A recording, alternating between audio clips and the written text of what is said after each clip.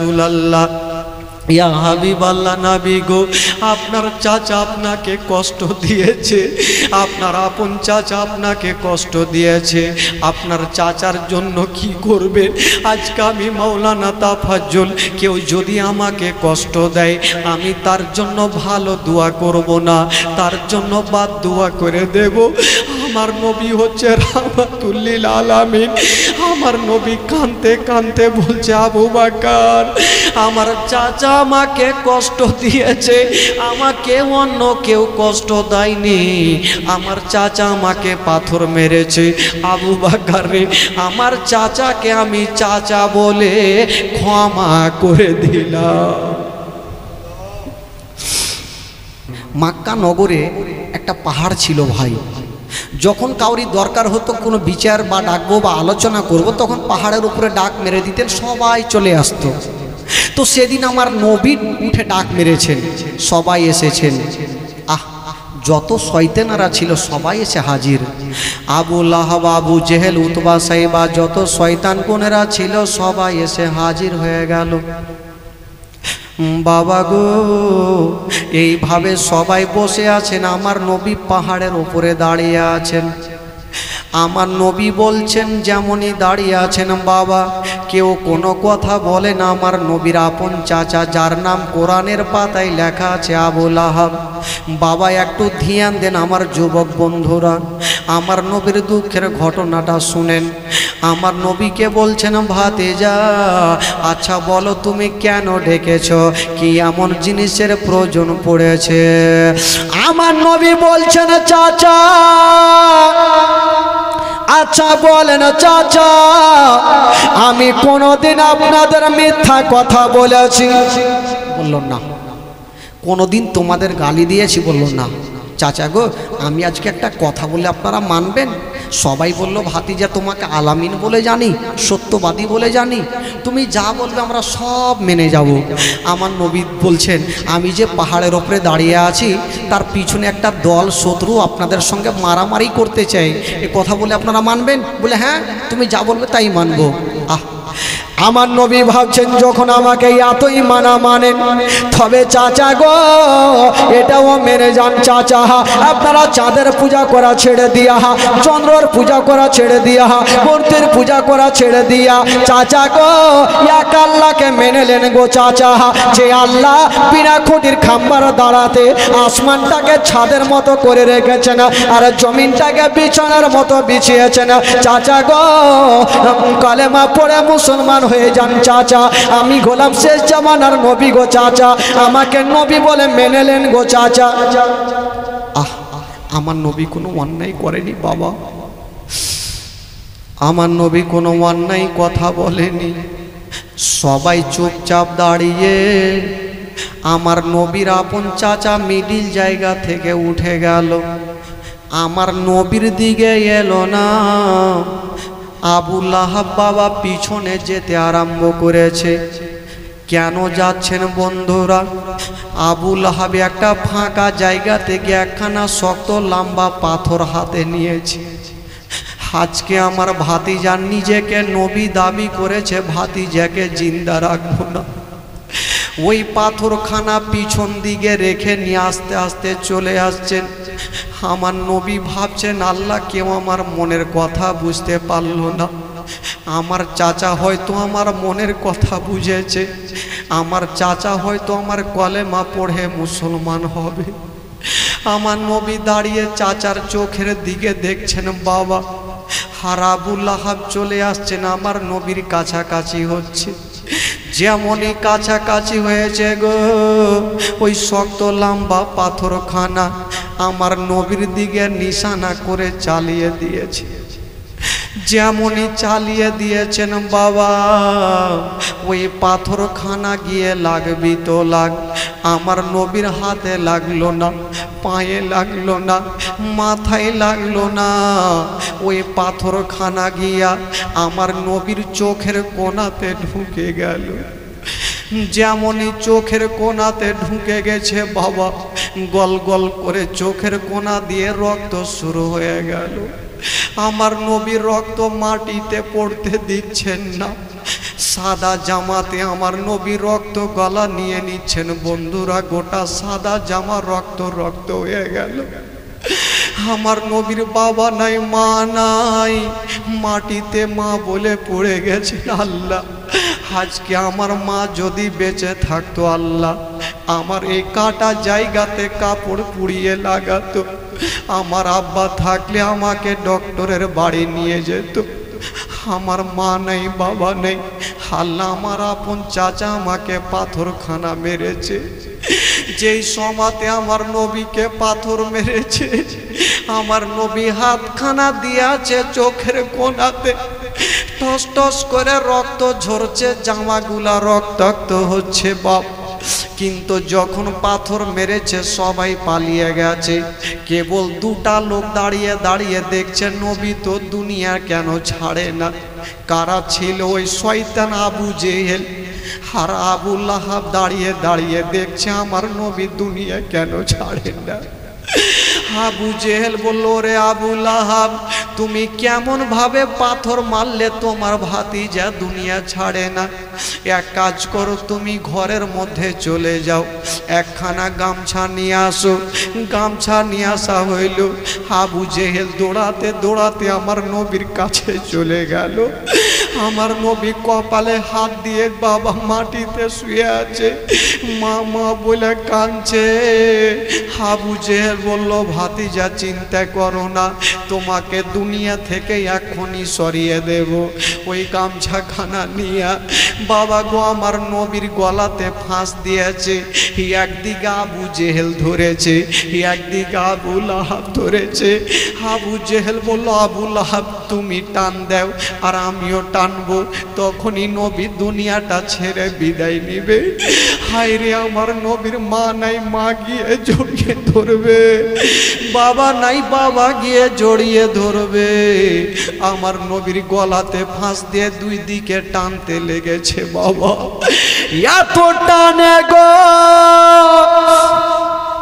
আমার নবী সহ্য করতে পারে না। আমার নবী বলছে না, চাচা গো ছেড়ে দাও, মুখে কথা বলতে পারে না, শুধু ইশারা করতে চাচাকে ছাড়তে বলে। যেই নবী না হলে আসমান জমির সৃষ্টি হতো না, যেই নবী না হলে পাহাড় পর্বত সৃষ্টি হতো না। ওই নবী মুস্তাফা আজকে ইশারা করে বলছে, চাচা গো ছেড়ে দাও। আবু লাহাব বলছে, ভাতিজা ছাড়বো না।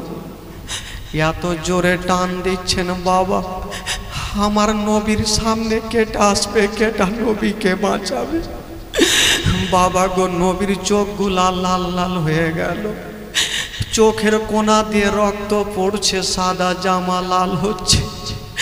আমার নবীর চোখের কোনা দিয়ে বাবা রক্ত ঝরছে। দুনিয়াটা মনে হয় ঘোলা ঘোলা দেখা যাচ্ছে।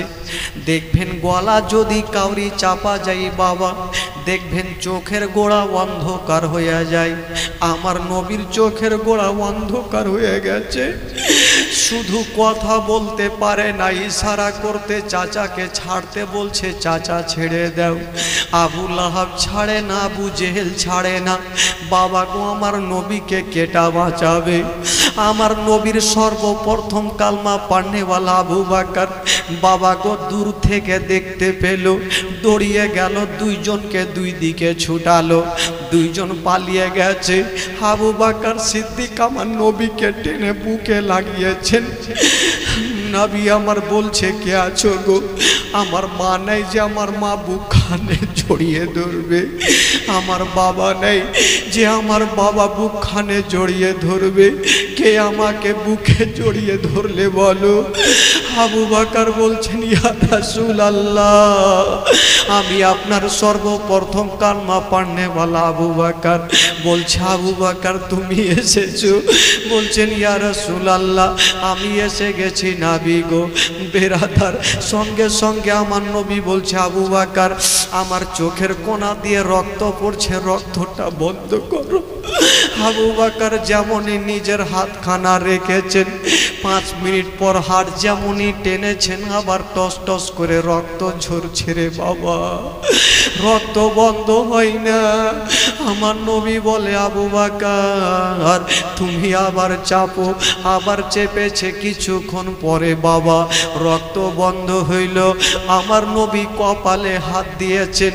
আবু বকর বলছেন ইয়া রাসূলুল্লাহ, ইয়া হাবিবাল্লাহ, নবী গো, আপনার চাচা আপনাকে কষ্ট দিয়েছে, আপনার আপন চাচা আপনাকে কষ্ট দিয়েছে, আপনার চাচার জন্য কি করবেন? আজকে আমি মাওলানা তাফাজ্জল, কেউ যদি আমাকে কষ্ট দেয় আমি তার জন্য ভালো দোয়া করব না, তার জন্য বাদ দোয়া করে দেব। আমার নবী হচ্ছে রাহমাতুল লিল আলামিন। আমার নবী কাঁদতে কাঁদতে বলছে আবু বকর আমার চাচা আমাকে কষ্ট দিয়েছে, আমাকে অন্য কেউ কষ্ট দেয়নি, আমার চাচা আমাকে পাথর মেরেছে। আবু বকর রে, আমার চাচাকে আমি চাচা বলে ক্ষমা করে দিলাম। আমার নবী আবু বকর বলছেন ইয়া রাসূলুল্লাহ, আপনাকে মেরে যাচ্ছে, আপনি তার জন্য তাকে ক্ষমা করে দিলেন। আমার নবী বলছেন আবু বকর আমি না হয়, আমার চাচা না হয় আমাকে চিনতে পারেনি, আমি তো আমার চাচাকে চিনি। আমার নবী পাক সাহেবে ওলাকের চোখ দিয়ে পানি ঝরছে, রক্ত ঝরছে, তবুও বলছেন আল্লাহ আমার চাচা আমাকে কষ্ট দিয়েছে, আল্লাহ আমি আমার চাচাকে চাচা বলে ক্ষমা করে দিলাম। আমার আল্লাহ বলছেন নবী গো, তোমার চাচা হতে পারে, তুমি ক্ষমা করে দিতে পারো, আমি আল্লাহ সহ্য করব না। আল্লাহ বলে ওরে আমার হাবিব, আল্লাহ বলে বান্দা বান্দিরে, যদি তোমরা বদলামি করবি আমার সঙ্গে কর, আমি আল্লাহ সহ্য করে নেব। আমার নবীর সঙ্গে কেউ বদলামি করলে আমি আল্লাহ সহ্য করব না। আমার আল্লাহ বলে আবু লাহাব, যেই হাত দিয়ে তুই আমার নবীকে পাথর মেরেছিস, যেই হাত দিয়ে তুই আমার নবীকে অত্যাচার করেছিস, যেই হাত দিয়ে তুই আমার নবীকে নিক্ষেপ করেছিস, যাও যাও তোর হাত দুই খানা ধ্বংস হয়ে যাবে। যাও, যে হাত দিয়ে তুই আমার নবীকে পাথর মেরেছিস তোর হাত দুইখানা ধ্বংস হয়ে যাবে, তোর মাল সম্পত্তি টাকা পয়সা সব ধ্বংস হয়ে যাবে, কিছুই কাজে আসবে না। ভাই বন্ধুগণ বাবাজি, তবে ভাই জানেন একটা কথা হয়তো 5 দিনের হলে বোঝা যায়, আমার নবীর দুটা বেটির সঙ্গে আবু লাহাবের দুটা বেটার বিয়ে হয়েছিল উতবা উতাইবার সঙ্গে। তো এই কথাটা যখন কানে গেল আবু লাহাবের, তখন আবু লাহাব নিজের দুটা বেটাকে ডাকলো আর বললো বেটা শোন, আমার ভাতিজার আল্লাহ নাকি বলেছে, মানে ওর আল্লাহ না আমার ভাতিজার আল্লাহ, যে আমার হাত দুইখানা ধ্বংস হয়ে যাবে, তবে শোন আমার হাত যখন ধ্বংস হয়ে যাবে তবে দুশ্মনের বেটিকে আমার বাড়িতে রাখবো না। আমার নবীর দুটা বেটিকে তালাক দিয়ে দিতে হবে। কি বললো আবু লাহাব বলল, ওরে আমার ছেলেরা উতবা উতাইবা, নবীর দুটা বেটিকে তোরা তালাক দিয়ে দে। তো দুটা বেটা বলল এত সুন্দর বিবি তালাক দিব? বলে আমার মরার পরে জায়গা জমির ভাগ কে নিবে? বলে আমরা নিব। তাহলে এক্ষুনি তালাক দে। বাবা গো, আমার নবীর দুটা বেটিকে তালাক দিল, একটা বেটিকে ভালোভাবে তালাক দিল যেইভাবে তালাক দিতে হয়, আর একটা বেটিকে আমার নবীর নাম ধরে গালি দিয়ে তালাক দিল। দুটা বেটি কাঁদতে কাঁদতে আমার নবীর কাছে হাজির। আমার নবী বলছেন মা কি খবর মা, কেন তোমরা আসলে? বলছেন আব্বা জান আপনার জামাইরা আমাদের তালাক দিয়েছে, জানি না আপনাদের সঙ্গে কিসের দুশ্মনী বলা যাবে না। আমার নবী বলছেন মা তোমাদের তালাক দিয়েছে তার জন্য তোমরা চোখের পানি ফেলিও না, আমি তোমার আব্বা জান আবার তোমাদের অন্য জায়গাতে বিয়ে দেব। মা আমি এখনো বেঁচে আছি মা। আমার নবী দুটা বেটিকে টেনে বুকখানে লাগিয়েছেন বাবা। হঠাৎ করে দেখা গেল প্রত্যেক দিন আমার নবী লক্ষ্য করে দেখে আমার নবীর একটা বেটি ঘরের কোণাতে বসে বসে কান্দে, চোখের পানি কোনোদিন শুকায় না। আমার নবী ডাকছেন মা তোমাকে তালাক দিয়েছে তার জন্য কি তুমি কাঁদছো? আব্বা আমাকে তালাক দিয়েছে তার জন্য আমি কাঁদি না আব্বা, তবে কাঁদছো কেন মা? বলছেন আব্বা গো আমাকে তালাক দিয়েছে, আমার কোনো দুঃখ নাই, কিন্তু তালাক যখন দিয়েছে আব্বা আপনার নাম ধরে গালি দিয়া তালাক দিয়েছে। বলি ওই গালিটা যখন মনে পড়ে আব্বা আমার মনটা খারাপ হয়ে যায় আব্বা। আমার নবী পাক কাউরে জন্য দোয়া করে না বাবা, আমার নবী মুস্তাফা কাউরে জন্য খারাপ দোয়া করে না বাবা। সেই দিন আমার নবী পাকের জবান থেকে একটা কথা বেরিয়ে গেল, ও বেটি আমার আমি তোমাকে একটা কথা বলে দিলাম, যে আবু লাহাবের বেটা তোমাকে তালাক দিয়েছে, আমাকে গালি দিয়েছে, ও মা যাও যাও ওই আবু লাহাবের বেটাকে একটা জঙ্গলের বাঘে ধরে খাবে। মা আমি নবী বলে দিলাম, যাও মা আমি বলে দিলাম তোমাকে যে তালাক দিয়েছে, আমাকে যে গালি দিয়েছে তাকে একটা জঙ্গলের বাঘে ধরে খাবে। আচ্ছা বলুন তো আমার নবীর জবান থেকে যদি কথা বেরিয়ে যায় পূর্ণ হবে কি হবে না ভাই? জোরে বলুন। বেরাদার বন্ধুরা, বেরাদারান ইসলাম বন্ধুগণ বাবাজি, আবু লাহাবের বেটাকে বাঘে কি করে খেয়েছিল, মারাত্মক ঘটনা। আবু লাহাব যখন শুনতে পেল যে আমার ভাতিজা বলেছে জঙ্গলের বাঘে খাইবে না, আমার বেটাকে ভুল করে কোনো জায়গায় একাই পাঠাবো না, তো তোর বেটাকে আলমারিতে কতদিন ঘুরে রাখবি তুই? হ্যাঁ রাখ। বেশ কিছুদিন পর আবু লাহাবের বেটা তার বন্ধুদের সাথে ব্যবসা করার জন্য রাজি মানে রেডি হচ্ছেন কোথায় যাবে।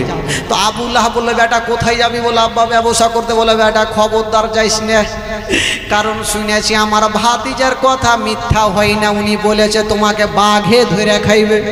তো আবু লাহাবের বেটার সঙ্গে বন্ধুগুলা ছিল, বলে চাচা আপনি চিন্তা করবেন না, আমরা লাঠি লাঠনা নিয়ে যাব, বাঘকে জিন্দেগিতে খাইতে দিব না। তুই কতক্ষণ বাঘকে জোগাবি? আবু লাহাবের বেটাকে নিয়ে চলে যাচ্ছেন বন্ধুরা। যেতে যেতে বাবা একটা বিশাল বড় জঙ্গলে গিয়ে রাত্রি লেগে গেল। আবু লাহাবের বেটা বলল ওরা আমার বন্ধুরা এক কাজ করো, এ রাতের বেলাতে আমরা চলবো না, কি করবে বলো, এই যে গাছের তলাতে একটু ঘুমিয়ে যাও। আবু লাহাবের বেটার বন্ধুরা বলছে এ আমার বন্ধু, শুনেছি তোমাকে বাঘে খাইবে, আর জঙ্গলে যদি থাকো, যদি রাত্রে বাঘ চলে আসে। তো লোকজন চিন্তা করলো যে আবু লাহাবের বেটাকে ঘুমাবো, তো ঘুমাবো কোথায়?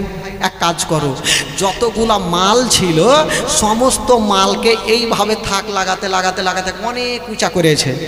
আবু লাহাবের বেটাকে বললো তুই এক কাজ কর, তুই নিচে থাকতে হবে না, তুই বাঁদরের মতো লাফিয়ে চড়ে এলে উপরে। আবু লাহাবের বেটা চড়ে গেল, যে বাঘ যদিও আসে আসামি পাবে না, বাঘ ঘুরে চলে যাবে। ভেড়াদার আবু লাহাবের বেটা ওপরে শুয়ে গেছে, নিচে সবাই শুয়ে গেছে, সবাইকে ঘুমটা চলে এসেছে। আবু লাহাবের বেটাও ঘুমিয়ে গেছে। বাবা গো যেমনই ঘুমটা চলে এসেছে বন্ধুরা, আমার আল্লাহ বলছেন ওরে জঙ্গলের বাঘ আমার নবীর জবান থেকে বেরিয়ে গেছে, তুমি তোমার কামটা পূরণ করে নাও। বাবা গো জঙ্গলের একটা বড় বাঘ ফাঁসদ মারতে মারতে চলে আসিল। যেমনই এসেছে বন্ধুরা, যারা যারা শুয়েছিল প্রত্যেকের কাছে বাঘ নাক লাগিয়ে শুনতে আরম্ভ করলো। কেন? বাঘকে জিজ্ঞাসা করা হলো, বাঘ রে তুই কোন কলেজে পড়েছিস, তুই কোন স্কুলে পড়েছিস, যে নাক দিয়ে তুই চোরকে ধরবি? বাঘ বলেছিল আমি এই জন্য নাক দিয়ে শুয়ে শুয়ে দেখতেছি যে নবীর বেটিকে তালাক দেয়, নবীকে কি বলে, নবীকে গালি দেয়, তার মুখখানা ভবিষ্যের মতো গন্ধ করবে, এই জন্য আমি নাক দিয়ে শুয়ে শুয়ে চোরকে ধরতেছিলাম। যারা যারা শুয়েছিল প্রত্যেকের কাছে বাঘ নাক লাগায়া বাবা শুনেছেন বন্ধুরা। বাবা গো আসামি পাওয়া গেল না, আসামি পাই না। বাঘ নজর করে দেখছে মাল কুণ্ঠে গেছে, একবার দেখি বাঘ মারলো বাবার লাফ, বাবা গো মালের ওপরে পৌঁছে গেছে, যেমনই নাক লাগিয়েছে আসামি পেয়ে গেছে। বাবা গো বুকের ওপরে একটা পা রেখেছে, বাবা গো যেমনই পা রেখেছে আবু লাহাবের বেটা চোখটা খুলে বলছে পা। আপনি চিন্তা করেন ঘুম থেকে উঠা যদি বাঘের নাক মুখ দেখে তো ঠিক থাকবে ভাই? কেউ বাথরুম করছেন হঠাৎ করে পিছনে ঘুরে বাঘ দেখলে লুঙ্গি ঠিক থাকবে? কে কোনটা ভাগবে ঢুড়া পাওয়া মুশকিল আছে। তো ভাই আবু লাহাবের বেটা যখনই চোখ খুলেছে তো বাঘের উপরে নজর। আর কি মা বলার টাইম আছে? ভাগ বলো ওরে আবু লাহাবের বেটা, তুই নবীকে চিনতে পারলি না, তুই নবীর বেটিকে চিনতে পারলি না, তুই নবীকে গালি দিয়েছিস, নবীর বেটিকে তালাক দিয়েছিস, এবার জন্য মরার জন্য তৈরি হয়ে যা। ওই বাঘ বন্ধুরা বুকে একটা থাবা মেরে দিল আর বুকটাকে চিরে দিয়া কলেজাকে টান মেরে জমিনে বাহির করে ফেলে দিল। বাবা গো এবার বাঘ চলে যাচ্ছে না আর পিছনে ঘুরে ঘুরে বলছেন ওরে আবু লাহাবের বেটা, তোকে একটা কথা বলে দি, এই বাঘ কাল কিয়ামত পর্যন্ত না খেয়ে থাকবে, অনাহারে থাকবে, তবু তোর মতো দুশ্মনের রক্ত মাংস এই বাঘ খাবে না। জোরে বলুন সুবহানাল্লাহ। তুই নবীকে গালি দিয়েছিস, নবীর বেটিকে তালাক দিয়েছিস, এই বাঘ যদি কিয়ামত পর্যন্ত অনাহারে থাকে তবুও তোর রক্ত মাংস এই বাঘ খাবে না। বাবা গো এই বলে বাঘ তো চলে গেল, কাম ছেড়ে দিয়ে চলে গেছে। সকাল হইল, লোকজন বলে এক কাজ করো বন্ধুকে নামাও। যেমনই বাবা গো মালগুলা নামাচ্ছে, আবু লাহাবের বেটা আছে গো, কিন্তু আবু লাহাবের বেটা দুনিয়াতে নাই। বন্ধুগুলা বললো হাই হাই এত করে পাড়া দিলাম তাও বাঁচাতে পারলাম না। এই কথাটা আবু লাহাবের কানে পৌঁছে গেল। আবু লাহাব তো যা বদমাস ছিল, তার বিবি আরো বদমাস। তার বিবির নাম হইল জামিলা। এই জামিলা বলল আমার ভাতিজাকে জিন্দা রাখবো না। একখানা পাথর হাতে নিয়েছেন, বড় পাথর নিয়া আমার নবীকে মারার জন্য চলে যাচ্ছেন। বন্ধুরা নবীর বাড়িতে গেল, নবীকে বাড়িতে পাওয়া গেল না। কোথায় ছিলেন আমার দয়ার নবী মুস্তাফা? কাবা ঘরে বসেছিলেন বাবা। একদিকে আবু বকর সিদ্দিক বসে আছেন, একদিকে দয়ার নবী মুস্তাফা বসে আছেন। এবার জামিলা বাবা গো যেমনই কাবা ঘরে ঢুকতে যাবে, বাবা গো যার দুনিয়াতে কেউ নাই, তার আছে মহান আল্লাহ। জোরে বলুন আমার আল্লাহ আমার নবীকে বাঁচাবে, মারনাওয়ালা কেউ হবে না। আল্লাহ যাকে মারবে বাঁচাতে কেউ পারবে না, আর আল্লাহ যাকে বাঁচাবে তাকে কেউ মারতে পারবে না। বাবা গো ওই নবী মুস্তাফা বসে আছেন, আমার আল্লাহ বলছেন জিবরাইল দেরি করো না, তাড়াতাড়ি করে যাও। ওই যে দেখো নবীর চাচি আমার নবীকে মারার জন্য যাচ্ছে, তুমি যাও নবীর চাচির ওই জামিলার চোখে তুমি পর্দা করে দাও, আমার নবীকে যেন দেখতে না পাই। বাবা গো জিবরিল আমিন ফারিস্তা সা করে হাজির হয়ে গেল, হাতখানা বুলিয়ে দিয়েছেন। বাবা নবীকে আর দেখতে পাবে না। যেমনই জামিলা কাবা ঘরে ঢুকেছেন, আনফান করে চলে যাচ্ছেন, উনি আবু বকরকে দেখছেন। নবীকে তো দেখতে পাই না, আনফান করে যাইছে। তা আবু বকর আমার নবীকে বলছেন নবী গো আপনার চাচির ধারণ চারণ কিন্তু ভালো লাগে না, ই তোরাই গাড়িকে আসছে ব্যাপার কি? বলে আসতে দাও আসতে দাও। কাছাকাছি হইল, এবার আবু বকরকে বলছে তোমাদের নবী কোথায়? আবু বকর বলছে ই কি কানি হয়ে গেছে নাকি রে? মানে পার্শ্বে নবী বই সারিয়ে বলছে নবী কোথায়, তার মানে দেখতে পাই না।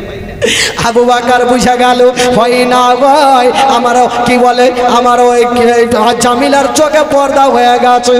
আবু বকর বলছে খবরটা কি, নবীর সঙ্গে আপনার কিসের দরকার? বাবা গো ওই আঁচল থেকে একখানা পাথর বের করলো, এই যে পাথরখানা নিয়ে এসেছি, এই পাথরখানা দিয়া নবীকে জিন্দা রাখবো না।